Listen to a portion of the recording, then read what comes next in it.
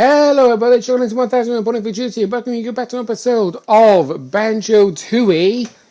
As you can basically see, I'm loading up the title screen once again to show you what happens whenever you turn the game off after saving the game. Because in the last episode, we ended inside Targaton's temple, and I saved the very second that I turned off the recording. But this is what happens if you turn the game off and then back on again.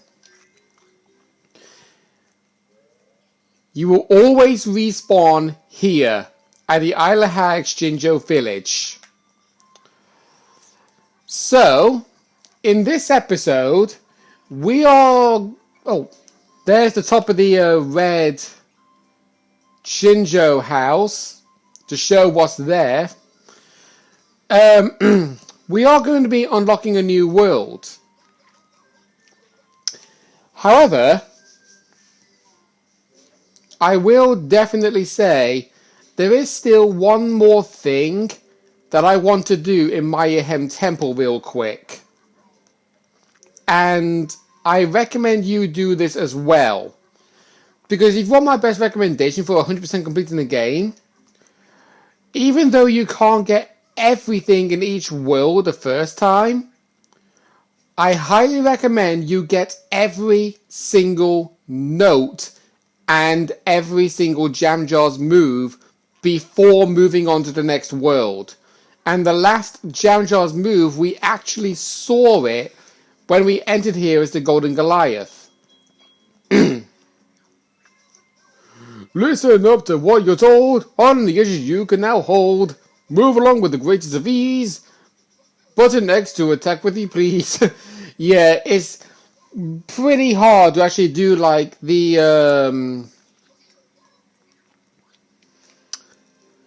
sergeant voice in beat of the song. It's really hard to do it because the words he uses do not match in beat with the song. So anyway, there was also a Jinjo above there that was actually showing the demonstration of how the edge grab move works. And that will put us up to a total of all 5 Jinjos in Mayahem Temple. So we just need the 5 Jiggies, 2 empty honeycomb pieces, 2 Cheeto pages, and 1 more Globo. We can technically grab a good amount of them now, but I highly recommend holding off against it. Trust me on this.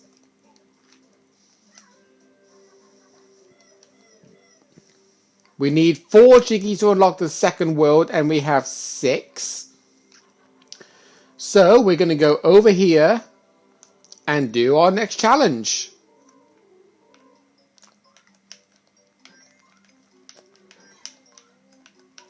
Yeah, you're going to be hearing that a lot when doing this. Oh, I thought I said... Nope. God damn it. Yeah, wherever the thumb is, that's basically the reticle to actually tell you where things to pick up is and that.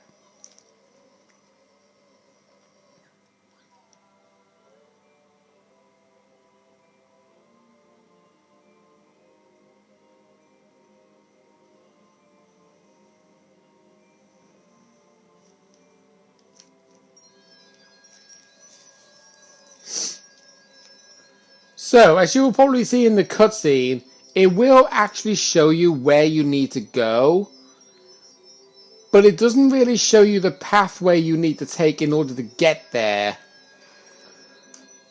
which is the only problem. But, oh well. Oh, in fact, speaking of which, right, we do not have enough Jiggies to attempt Challenge 3. How many do we need for Challenge 3? 8. Okay, so we only need to grab 2 Jiggies. Which we technically can do in Mayahem Temple, but no. But going on about Mayahem Temple, remember when I said when they did the boss fight for Targason, that there is actually a webpage that talks about the bosses. The only thing that I'm going to be bringing up is you obviously see them mention a quote when they start the fight, but if you were to actually die against the boss and then re-enter the boss fight again, they will have new text dialogue. And if I don't die to a boss fight, I will at least mention the text dialogue that they bring up. So, if you lose to Targason, he will say, "I am still Targason, mighty Mayan god of the targets." Kasui will reply, "I haven't forgotten," we haven't forgotten, and then Targason's response to that will be, "Good, then prepare to meet thy doom once more." But if you try entering it as a transformation, and yes, there are transformations in this game. Surprisingly, Mumbo doesn't actually give you them this time. There's actually a new character we have yet to see. Okay. Now's the time for you to learn. Shooting, exile, crackle and burn. Yeah, it's really hard to do, I'm sorry. A brand new way you have acquired. Now I'll tell you how they're fired. LB or RB to rotate the eggs. And tap it. Well, basically, you push LB or RB to actually load up the eggs, and then push them again to rotate to whatever egg you fancy. But anyway, into World 2. Glitter Gulch Mine, and immediately there is a Cheeto page located on the signpost for the entrance. This is the easiest way for you to pick him up. Just jump from the rope and you're there. Now, remember when I mentioned about transformations? That hut over there, that's where you need to go in order to get the transformations of the designated worlds. Head in here.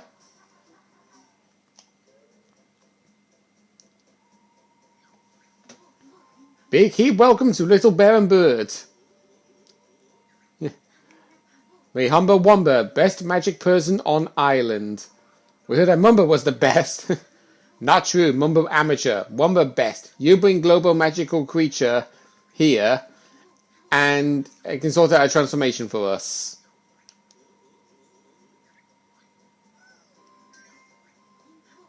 Magic ready, jump in Wumber pool. There's a teleport warp over here, so just keep that heads up in mind. And if we jump in, we will transform into the world's designated transformation. This one is called Detonator.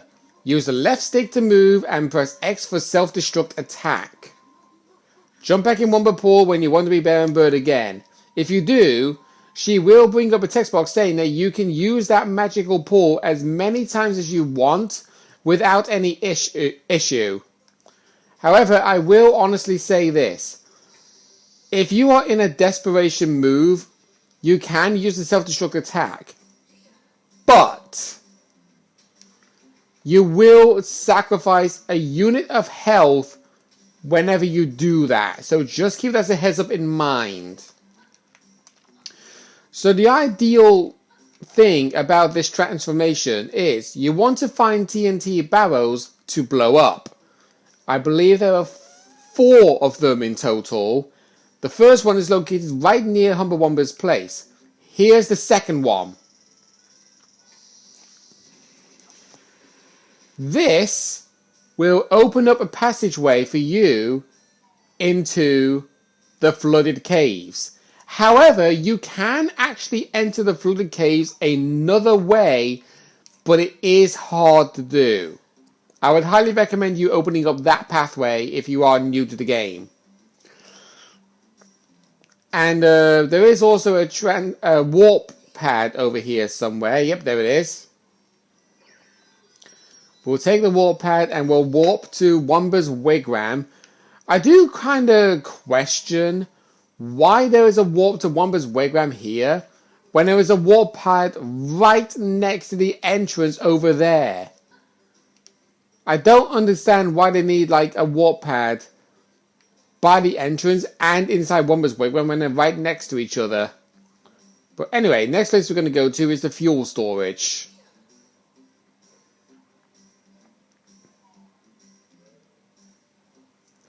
And just as a heads up, there will be one thing that you can easily miss, and it's usually these notes that you would miss. But there is something else that you would probably miss in an area we've not actually explored yet. We do have a new enemy in the TNT box. They will infinitely throw TNT sticks at you, so just watch out for that. There we go. Now, there is actually a character inside that box. You can technically talk to him. However,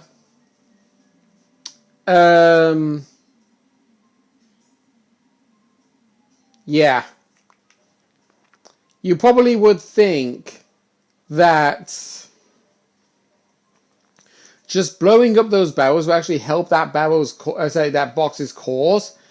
You need to do more than you think in each area, by the way. You really do.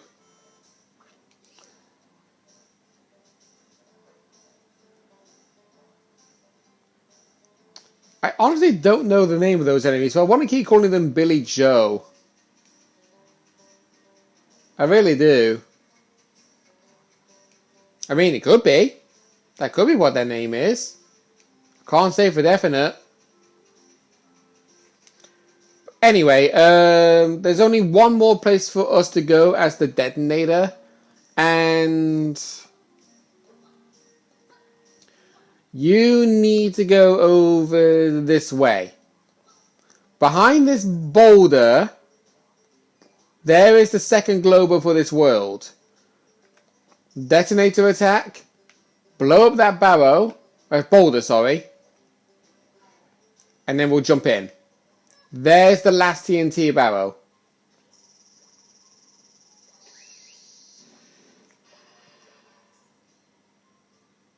Now, just for a speed running tactic.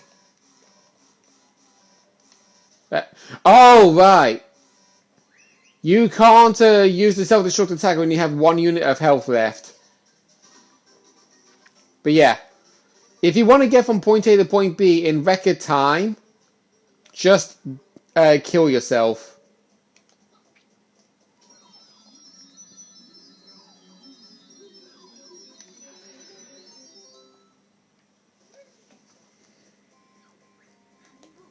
There you go. Woman magic not need Globo next time. Bear charge for free. So you can use it as many times as you want. For the very first time to use it in each world, you are designated to pay a Globo. Once you've done that, you're free to use that transformation an infinite number of times as you like. So you probably might be thinking of something that I mentioned at the beginning of the episode, being why I would hugely recommend you to grab all of Jamjar's moves and also all of the notes of each world before moving on to the next one. Well, best way for me to say it is, if you do not unlock all of Jamjar's moves before moving on to the next world, it will make it more harder for you to navigate the areas. Plus, say for example in Mayahem Temple, I grabbed 65 notes and then I move here to Glitter Gulch Mine and I only grabbed 45. How will I know if I gotten all 100 notes in each world? It's best recommended to get all of them before moving on to the next one. This makes breaking so much fun. Now listen to how it's done. Leap high in the air and hold down triggers. Watch Kasui spin and something else, I don't know. Now, there is actually something that's kind of a funny quote-ish. It's not so much of a quote, but it's still funny nonetheless. With jam jars.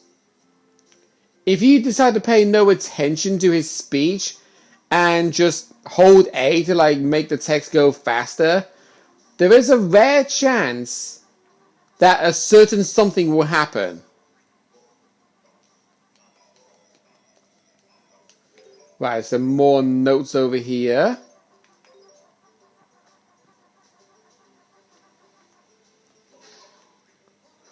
These are the springy step shoes, but you'll have to come and find me before you can use them.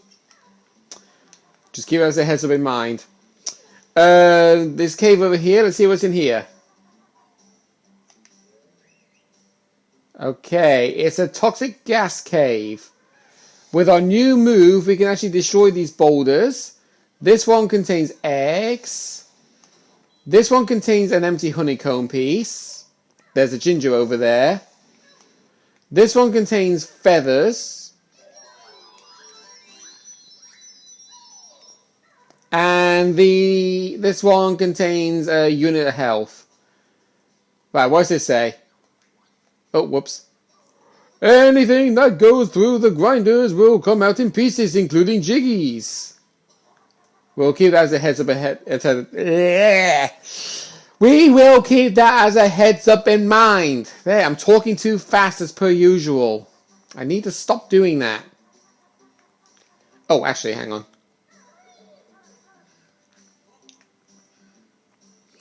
We want to go inside this cave next.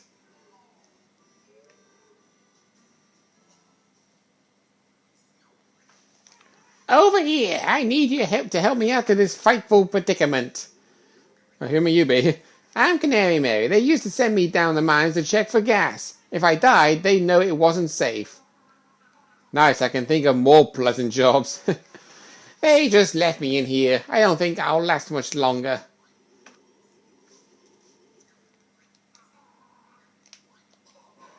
There we go. Honestly, what kind of a job is that? You get asked to check a gas mine, and if you die, it's not safe to stay in. But if you live, then it is safe to stay in. What kind of logic is that? It's toxic gas.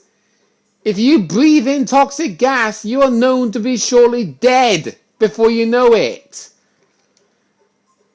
If it's got toxic in the name, then you know it's deadly. That honestly makes no sense. Right, there's some more eggs over here. Some feathers over in that box. Flaming egg. Another box over here that contains even more feathers. Is there a box over here as well? No? Okay. You just get feathers and eggs in there. Alright. Right, let's head over to Canary Mary. Because she's obviously gone over to a minecart that we saw that was tipped off the rails. And this will take the rest of the episode, by the way. There you go, eh? Why are you still around? My wings are still a bit stiff from spending so long in that cage. How about a race to help me stretch them? It was, but I fixed it, but I put it back on the track. Like to try it? Jump aboard if you fancy a go.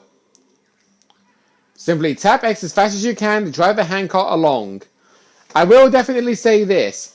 This sort of minigame involves mashing a button to race against a character, especially Canary Mary, tires my arm out. You're lucky that this one's actually easy.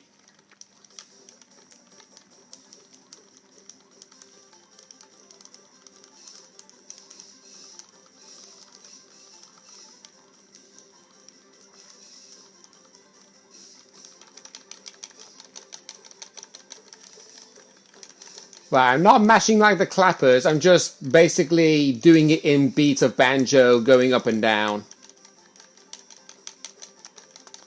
But there are occasions where you do need to mash like the clappers, honestly. Because Canary Mary is no freaking joke. Pay attention when you go around this bend, by the way. There's a ginger over there.